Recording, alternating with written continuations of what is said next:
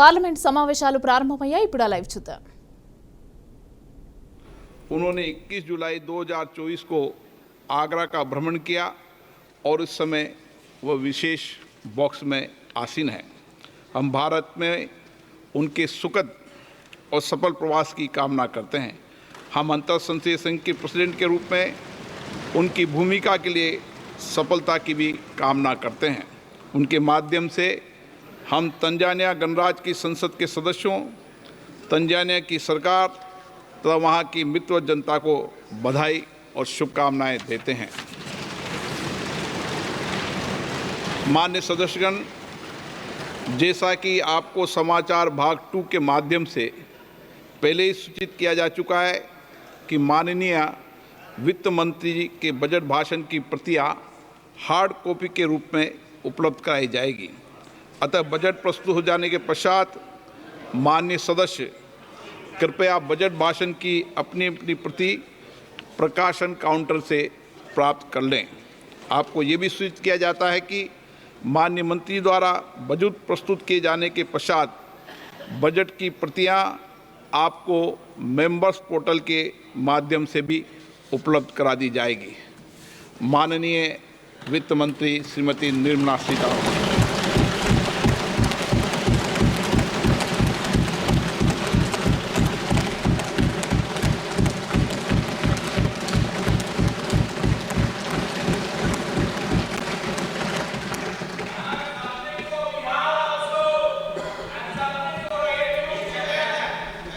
Honorable Speaker, I present the budget for 24-25. Introduction. The people of India have reposed their faith in the government led by Honorable Prime Minister Shri Narendra Modi and re-elected it for a historic third term under his leadership.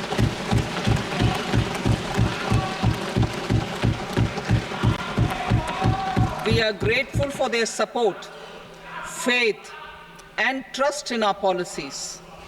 We are determined to ensure that all Indians, regardless of religion, caste, gender, and age, make substantial progress in realizing their life goals and aspirations. Global context. The global economy, while performing better than expected, is still in the grip of policy uncertainties. Elevated asset prices, political uncertainties, and shipping disruptions continue to pose significant downside risks for growth and upside risks to inflation. In this context, India's economic growth continues to be the shining exception and will remain so in the years ahead.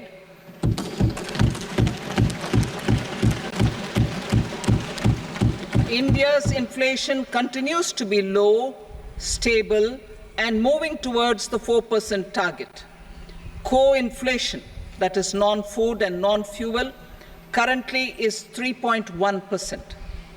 Steps are being taken to ensure supplies of perishable goods reach markets adequately. Interim budget.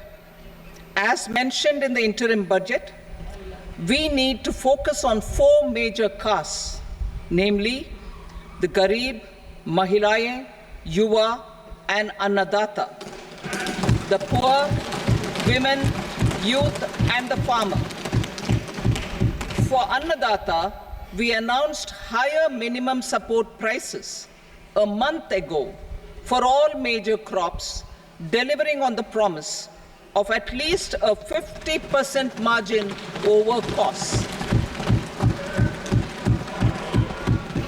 Pradhan Mantri Garib Kalyan Anna Yojana was extended for 5 years, benefiting more than 80 crore people. Administrative actions for approval and implementation of various schemes announced in the interim budget are well underway. The required allocations have been made. Budget theme.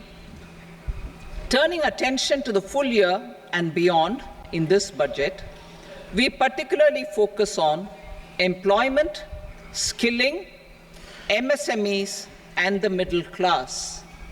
I'm happy to announce the Prime Minister's package of 5 schemes and initiatives to facilitate employment, skilling, and other opportunities for 4.1 crore youth over a 5-year period, with a central outlay of 2 lakh crore rupees. I will speak about them shortly, while more details may be seen in the annexure. This year, I've made a provision of 1.48 lakh rupees, 1.48 lakh crore rupees for education, employment, and skilling. Budget priorities. The people have given a unique opportunity to our government to take the country on the path of strong development and an all-round prosperity. In the interim budget, we promise to present a detailed roadmap for our pursuit of Vikasit Bharat. In line with the strategy set out in the interim budget, this budget envisages sustained efforts on the following 9 priorities for generating ample opportunities for all. Number 1, productivity and resilience in agriculture. Number 2, employment and skilling.